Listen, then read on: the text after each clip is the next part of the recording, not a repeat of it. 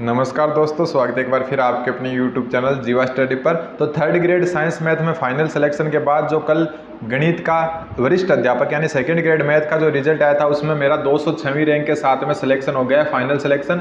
तो आज के वीडियो में हम ये चर्चा करेंगे कि कैसे तैयारी कर सकते हैं आप गणित की, और कैसे आप मैथ का जो सब्जेक्ट का पेपर है उसमें 40% का क्राइटेरिया पार कर सकते हैं। मैंने कौन से टीचर से पढ़ा, क्या चीज़ें मेरे लिए मददगार रही, और एक जो सबसे मेन जो क्वेश्चन आ रहा है आपका टेलीग्राम पर भी आ रहा है और आपका कमेंट में भी आ रहा है कि मैं कितने घंटे पढ़ता था और आपको कितने घंटे पढ़ने चाहिए। ठीक है, तो बहुत सारे वीडियो मैंने बना दिया। आज सिर्फ और सिर्फ मैं इस चीज़ पर बनाऊंगा ये वीडियो कि मैं कैसे पढ़ रहा था और मेरे क्या चीज़ें ज़्यादा काम आई और क्या कम, कब मैंने टेस्ट देने स्टार्ट किए, कब कैसे, पूरा इस वीडियो में डिटेल से जानेंगे। जीवा स्टडी मैथमेटिक्स अपना नया चैनल है, सिर्फ और सिर्फ मैथ के स्टूडेंट के लिए मैंने ये बनाया था। तो आप अगर मैथ के स्टूडेंट हैं और सेकेंड ग्रेड या फर्स्ट ग्रेड की तैयारी करना चाहते हैं तो आप जीवा स्टडी को सब्सक्राइब कर सकते हैं। तो चलो स्टार्ट करते हैं वीडियो। तो सबसे पहली बात करते हैं कि इस बार जो पेपर है वो थोड़ा सा हाई लेवल का आया था, जिसकी वजह से क्या सीटें लगभग 600-700 सीटें खाली चली गई हैं। ज़्यादातर जो सीटें खाली गई है वो एससी और एसटी की है, उनको अगली भर्ती में एज ए बैकलॉग जोड़ दिया जाएगा। ठीक है, अब ये मत बोलना कि एससी और एसटी की कट ऑफ गई है तो उनकी सीटें फुली फिल है, ऐसा बिल्कुल नहीं है। कट ऑफ का मतलब है कि 35 से 40% के बीच में अगर एक भी स्टूडेंट है ना उनके पास, जो कट ऑफ दिखा रहे हैं ना एससी और एसटी की, वो जो है एससी और एसटी में सबसे नीचे वाले स्टूडेंट के नंबर है, ये मान लो। ठीक है, तो इसका मतलब ये नहीं कि वहाँ पर पूरी सीटें फिल हो गई है। अब बात करते हैं कि मैंने तैयारी कैसे की। तो देखो, सबसे पहली बात तो है आपको तैयारी स्टार्ट करनी है, उस टाइम आपको ये नहीं सोचना है कि नोटिफिकेशन आया या नहीं आया, वैकेंसी का एग्ज़ाम कब होगा, क्योंकि ये एग्ज़ाम का लेवल ऐसा होता है सेकंड ग्रेड का मैथ का जो सब्जेक्ट होता है वो, कि आपको कम से कम अगर नए स्टूडेंट हो तो 1 साल आपको पूरा चाहिए अपने पैर जमाने के लिए, यानी कि जो पुराने स्टूडेंट है उनसे कंपटीशन में लेवल लाने के लिए आपको कम से कम 1 साल आपके पास होना जरूरी है। तो अगर वैकेंसी 1 साल या 1.5 साल बाद में एग्जाम होता है ना, अब नोटिफिकेशन तो क्या पता आपको देखने को मिलने वाला है आचार संहिता से पहले, तो वो आपके लिए जो है बहुत अच्छी बात है कि आप भी क्या पुराने स्टूडेंट के बराबर आ सको इतने टाइम में। ठीक है, तो सबसे पहले आपको तैयारी करनी है। जब स्टार्ट करो तो आपको नोटिफिकेशन के बारे में बिल्कुल भी नहीं सोचना है, एग्जाम डेट के बारे में भी बिल्कुल नहीं सोचना है कि कब आपका एग्जाम होगा। ठीक, कब आपका एग्जाम होगा, इन दोनों चीज़ों को माइंड से निकाल दो और आप तैयारी स्टार्ट करो। क्योंकि मैंने जब तैयारी स्टार्ट की थी 1 नवंबर 2021 को, तब क्या नोटिफिकेशन का कोई अता पता नहीं था, क्योंकि नोटिफिकेशन आपका मार्च लास्ट में आया था। ठीक है, मार्च 2022 लास्ट में आया था और इसके फॉर्म अप्रैल 2022 में स्टार्ट हुए थे। तो देखो, तैयारी स्टार्ट की थी तब कोई पता नहीं था कब एग्जाम होगा और कब क्या है नोटिफिकेशन आएगा। तो एक बात आप सबसे पहले दिमाग में ये बैठा लो कि अगर आपको तैयारी करनी है तो आज से स्टार्ट कर दो, नोटिफिकेशन आ जाएगा, सब कुछ हो जाएगा। अगर 2 साल बाद में भी वैकेंसी होती है तो आप खुद को प्रिपेयर करो, क्योंकि 1.5 साल का तो आपको पता ही नहीं चलेगा मैथ की तैयारी करोगे अगर आप पहली बार कर रहे हो तो। ठीक है, तो सबसे पहली जो मेरी बात है वो मैं ये कहना चाहूँगा आपको कि आप नोटिफिकेशन और एग्जाम डेट को ध्यान में ना रखते हुए तैयारी स्टार्ट कर दें। दूसरा सबसे बड़ा क्वेश्चन आता है कि जो है मैं कितने घंटे पढ़ता था। तो देखो, कितने घंटे पढ़ता था इसका कोई भी मतलब नहीं रहता है स्टूडेंट के लिए। कारण ये है कि अगर कोई एक स्टूडेंट है वो 4 से 5 घंटे पढ़ कर भी क्या है बहुत अच्छा कर रहा है, और एक स्टूडेंट 8 से 10 घंटे पढ़ के भी इतना अच्छा नहीं कर पा रहा। ठीक है, तो ये क्या इतना अच्छा नहीं कर पा रहा और ये क्या एग्जाम क्लियर कर रहा है, क्योंकि सबका जो है माइंड होता है वो अलग अलग हिसाब से काम करता है। लेकिन फिर भी हम बोले कि मैं कितने घंटे पढ़ता था, आपको कैसे पढ़ना चाहिए। ठीक है, कितने घंटे छोड़ो, इस कितने घंटे में मैं आपको ये जवाब दे रहा हूँ कि आपको कैसे पढ़ना चाहिए। घंटे काउंट नहीं होते हमेशा। जो तैयारी करके ये बोल रहे हैं ना कि मान लो कि किसी का रैंक आ रहा है, कोई का पहला आ रहा है, कोई का 10वां आ रहा है, 15वां आ रहा है, 20वां आ रहा है, 50वां आ रहा है, 100वां आ रहा है, वो ये बोले ना कि मैं 20 घंटे पढ़ता था, मैं 15 घंटे पढ़ता था। तो उनकी बातों को एक बार साइड में रखें आप। मैं आपको एकदम क्लियर बताता हूँ कि कितने घंटे पढ़ते हैं। ये आपको ये नहीं बोलकर ऐसे बोलो कि कैसे पढ़े। जैसे घंटे की बात करें तो देखो, घंटे तो ना काउंट कर पाओगे आप और ना ही कोई बात, क्योंकि 15 घंटे अगर आप लगातार बैठ रहे हो तो इसका मतलब ये नहीं कि आप 15 घंटे पढ़ रहे हो, बीच में मोबाइल भी चला रहे हो, बीच में खाना भी खा रहे हो, इधर उधर जा भी रहे हो। तो कुल मिला के आपके पास अगर दिन के 5 से 6 घंटे अगर 5 से 6 घंटे बच जाते हैं ना आपके पास, आप 5 से 6 घंटे कब बचेंगे, जब आप 12 से लेकर 14 घंटे तक एक जगह बैठोगे। ठीक है, तब जाके आपके पास 6 घंटे बचेंगे। या फिर आप कम से कम 10 घंटे एक जगह बैठोगे, तब जाके आपके पास क्या बचेंगे, तब जाके आपके पास 6 घंटे बचेंगे। ठीक है, पूरा क्लियर कर देता हूँ। जैसे मान लो कि मैं सुबह 5 बजे उठ के अगर शाम को 5 बजे तक एक जगह बैठा रहता, ठीक है, बीच इन्हें कितने हो गई है 12 घंटे। एक जगह बैठे रहने का मतलब ऐसा नहीं है कि मैं बीच में कहीं जाता नहीं था या कुछ नहाता खाता पीता नहीं था, वो बिल्कुल नहीं है। वो काउंट करके मार रहा हूँ कि सुबह 5 बजे उठे आप, शाम को 5 बजे तक आप जहाँ भी बैठ के पढ़ रहे हो, चाहे वो लाइब्रेरी है या फिर आपका कोई घर है, ठीक है, तो 12 घंटे वहाँ पर बैठे रहे। हो सकता है बीच में आपने 1 घंटे नींद ले लियो, हो सकता है बीच में आपने 1 घंटे यूट्यूब देख लिया हो, रील देख लियो और कुछ कर लिया हो, या फिर कोई वर्ल्ड कप चल रहा है मैच देख लिया हो थोड़ा सा। तो अगर ये 12 घंटे लगातार बैठोगे आप, तब जाके आपके पास मुश्किल से 5 घंटे निकलेंगे, ठीक है, मुश्किल से बोल रहा हूँ 4-5 घंटे निकलेंगे, ठीक है। वो काउंट नहीं करने आपको कितने निकाल रहा हूँ, आप संतुष्ट हो ना उतने घंटे निकालो। अगर आप 3 घंटे पढ़कर संतुष्ट हो, आपके मन को ये सवाल नहीं खा रहा कि यार मैंने क्या किया, मैंने तो आज पढ़ा ही नहीं, अगर ये नहीं आ रहा ना आपके मन में, तो आप 3 घंटे भी पढ़ रहे हो तो बहुत ज़्यादा है, ठीक है। तो अब देखो 5 घंटे निकाले, फिर 5 बज गए 6 बज गए, बाहर घूम के आओ 2-3 घंटे, फिर वापस खाना खा के 8 या 9 बजे से बैठो और 10 बजे तक, ठीक है। ऐसा नहीं कि आपको पूरी रात में काली करनी होगी, 1 बजे 2 बजे सोओगे तभी सिलेक्शन होगा, बिल्कुल भी नहीं होगा। मैं तो 10 बजे एकदम आराम से नींद लेता था, और 8 से 10 बजे का जो है, इसमें यह है कि मैं आपको एक नॉर्मल स्टूडेंट के नाते बता रहा हूँ, वरना मैं 9 से 10 पढ़ा था, क्योंकि मैं क्या 8:30 बजे तारक मेहता देखने का बहुत बड़ा फैन हूँ, जो आज भी देखता हूँ मैं। तो तारक मेहता नहीं जाना चाहिए, पेपर चला जा सकता है लेकिन तारक मेहता नहीं जाना चाहिए। तो आपका भी ऐसा कोई शौक होगा तो शाम को खाना खाने के बाद में रात को पढ़ो, ये ज़रूरी नहीं है।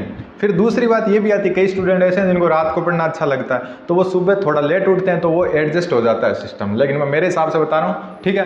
तो तीसरी बात आती है कि 40% कैसे बनना है, क्योंकि सबसे जो बड़ा रोड़ा है वो 40% का है। तो 40% जो है सब्जेक्ट पेपर में वो कैसे बनाएं।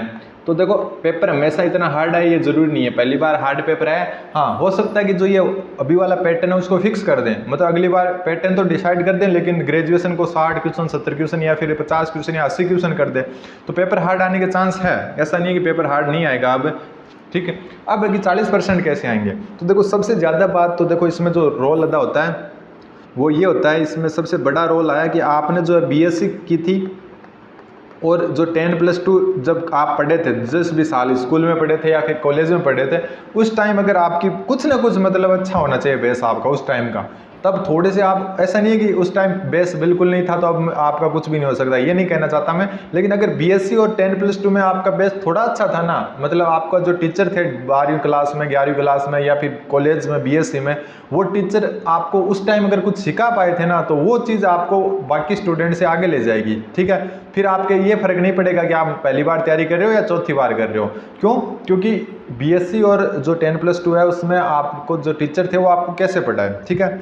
अभी मैं बता दूं आपको, जैसे बीएससी है, बीएससी ग्रेजुएशन का पार्ट फुल आया था, और बीएससी जो मैंने हमारे बीएससी में जो मैथ की कोचिंग की थी हमने, वो की थी अमित सर से, ठीक है, चूरू के अमित सर, अमित गौड़ अकेडमी से। अभी उनका जो है अमित गौड़ अकेडमी से, इनका अमित गौड्स अकेडमी, ठीक है, जो है मतलब सेकंड ग्रेड और फर्स्ट ग्रेड के बैच भी हैं, यूट्यूब चैनल भी है इनका और ऐप भी है, ठीक है। और मैंने कोर्स भी इन्हीं का लिया था, बहुत सारे टेस्ट दिए थे इनके, टॉपिक ज़्यादातर मैं खुद ही सेल्फ पढ़े थे, और लगभग शुरुआत के 3-4 टॉपिक यहाँ से पढ़े थे, फिर मेरे को थोड़ा थोड़ा आइडिया आने लगे तो ज़्यादातर सेल्फ पढ़े। और एक बात और है कि मैं मतलब टेस्ट सबसे ज़्यादा मैंने अमित गौड़ अकेडमी के दिए थे, फिर माथुर सर के दिए थे, ठीक है, कुछ टेस्ट कलाम के भी दिए थे। फिर बात आए कि मतलब कि ज़रूरी नहीं है कि आपको सारे टॉपिक टीचर से ही पढ़ने हैं, टीचर आपने जो भी कोर्स लिया है वहाँ से आप जो चीज़ें आपको कंफ्यूज करे, जो एक रास्ता मतलब दिखा दे आपको, बाकी ऐसा नहीं है कि आप हर चीज़ टीचर पे डिपेंडेंट रहे।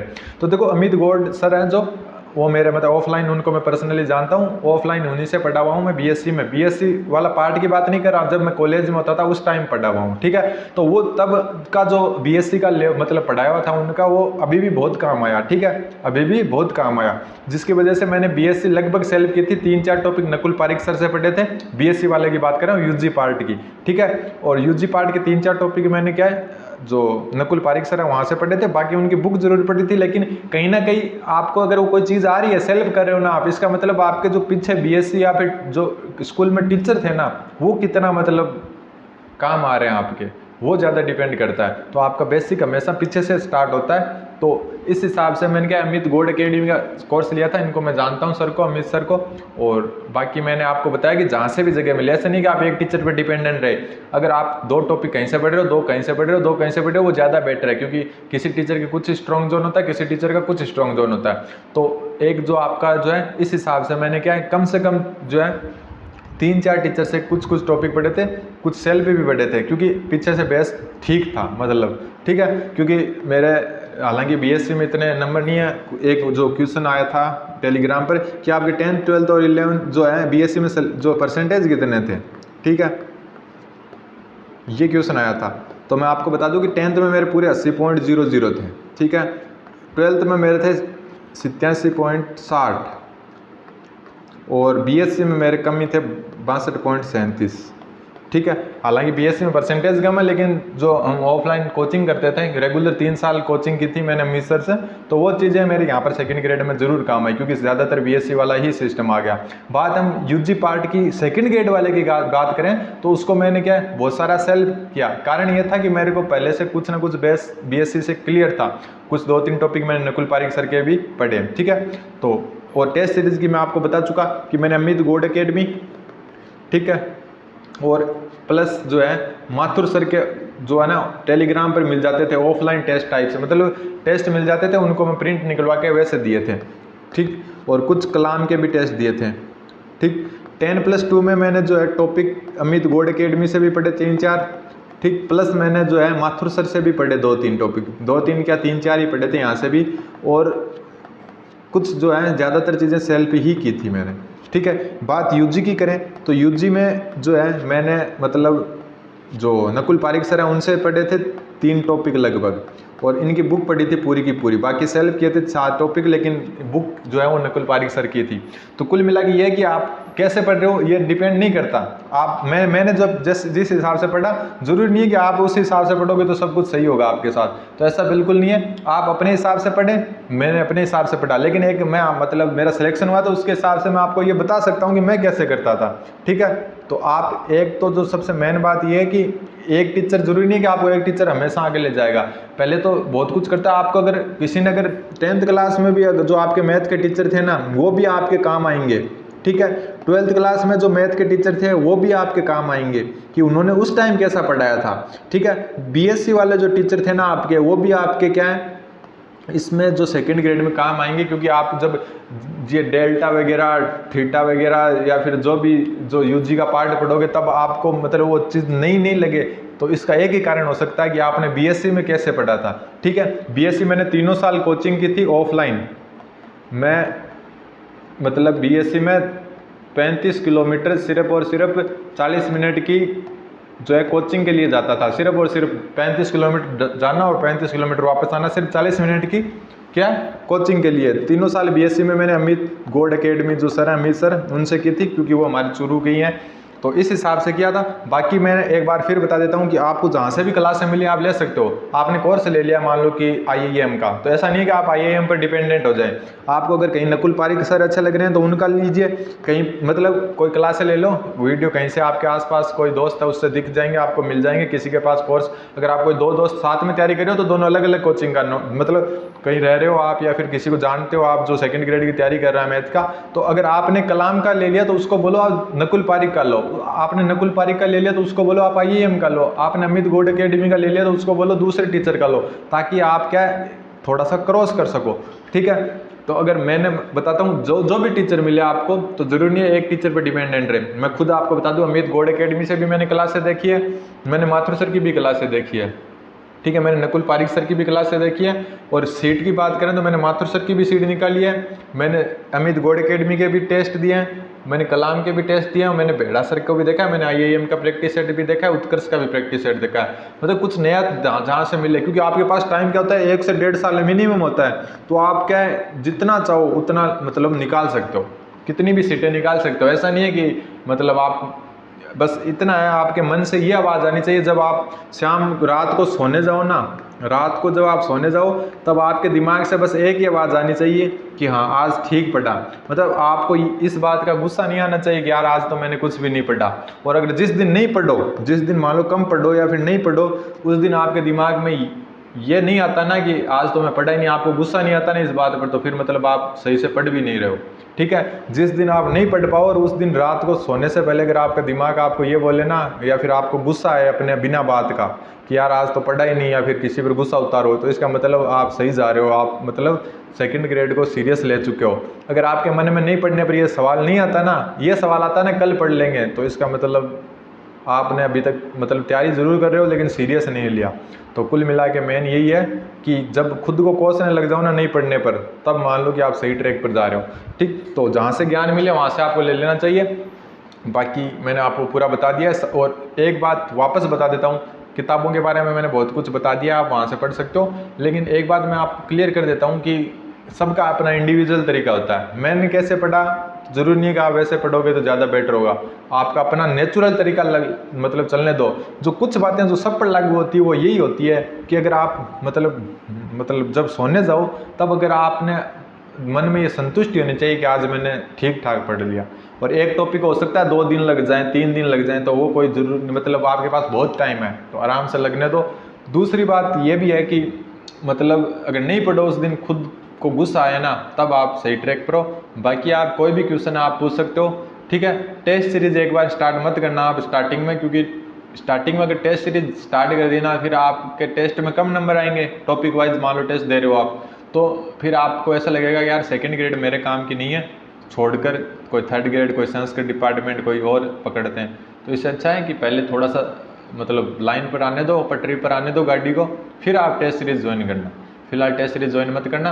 बाकी आप जीवा स्टडी मैथमेटिक्स को फॉलो कर सकते हैं। जो एकदम सही और सटीक चीज़ थी वो मैंने आपको बता दी, ठीक है। मैं सुबह 5 बजे से शाम को 5 बजे तक जो मेरा एक जहाँ से रूम था, एक बार और मैं ना तो लाइब्रेरी ज्वाइन की और ना कहीं जयपुर सीकर या फिर जो भी आपके कहीं पर रहा नहीं हूँ, मैं घर पर बैठ के तैयारी की थी।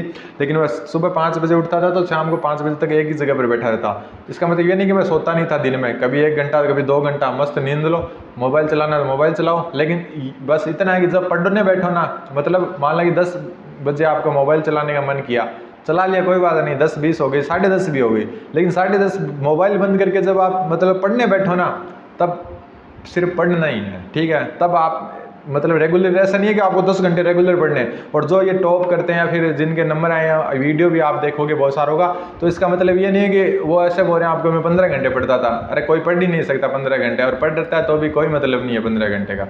घंटे कोई मतलब नहीं रखते, आपकी संतुष्टि मतलब रखती है। अगर आप 5 घंटे पढ़कर संतुष्ट हो ना, तो फिर 10 घंटे अगर पढ़ने की कोशिश करोगे ना, तो अगले 5 घंटे आप क्या पढ़कर भी नहीं पढ़ोगे, ऊपर से जाएगा सब कुछ, ठीक है। तो खुद को संतुष्टि होनी चाहिए, खुद का कंफर्ट देखो। कंफर्ट शब्द आपको बुरा लग सकता है कि यार तैयारी के लिए तो मेहनत करनी पड़ती है, सब कुछ त्यागना पड़ता है, ये सारे आदर्शवाद को छोड़िए, खुद के कंफर्ट में पढ़िए। 5 घंटे कंफर्ट रहते हो ना आप, या फिर एंजॉय करते हो पढ़ाई को, उतना ही पढ़ो, ठीक है।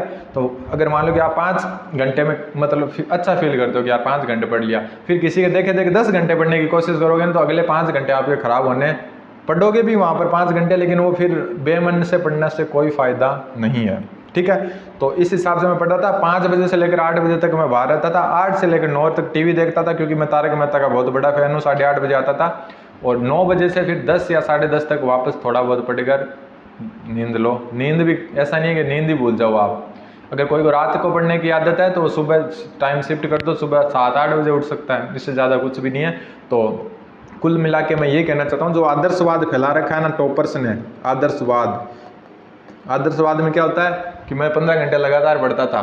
अरे भाई 15 घंटे लगातार कोई नहीं पढ़ सकता। क्यों? तो बीच में खाना खाने नहीं गया, बीच में सोया नहीं, बीच में कुछ और नहीं किया, 15 घंटे कैसे पढ़ सकता है? अगर तूने एक मोबाइल अगर टाइम देखने के लिए भी उठाया तो 10 सेकंड तो गए, तो 15 घंटे लगातार कैसे पढ़ लिया तूने? तो मैं आपको ये कहना चाहता हूँ, चाहे आप 5 घंटे पढ़ो या 7 घंटे, या फिर आप हो सकता है 10 घंटे पढ़ो, लेकिन अपने कंफर्ट के हिसाब से। अगर आपको 5 घंटे में कंफर्ट हो तो 5 घंटे ही पढ़ो, लेकिन मन से पढ़ो, क्योंकि 5 से अगर 6ठा घंटा भी पढ़ा ना आपने बिना मन के, तो वो काम का नहीं है। आदर्शवाद को छोड़िए, अपने मन के हिसाब से पढ़े। मेरे पर जो लागू होता है वो आप पर लागू हो, जरूरी नहीं है। मेरे को जो टीचर अच्छा लगे वो आपको लगे, कोई ज़रूरी नहीं है। लेकिन आप जीवा स्टडीज़ मैथमेटिक्स को सब्सक्राइब करें। वीडियो को पूरा देख लिया तो धन्यवाद, बने रहें जीवा स्टडी के साथ।